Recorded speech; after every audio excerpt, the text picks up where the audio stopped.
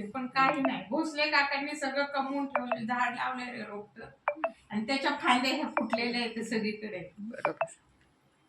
नाही तर आज जर भोसले काका नसते ना, म्हणजे त्यांनी जर पाऊल उचलला नसता तर भारती गोदमा सभेचा पायच कुठं कुणाला खोता आला नसता.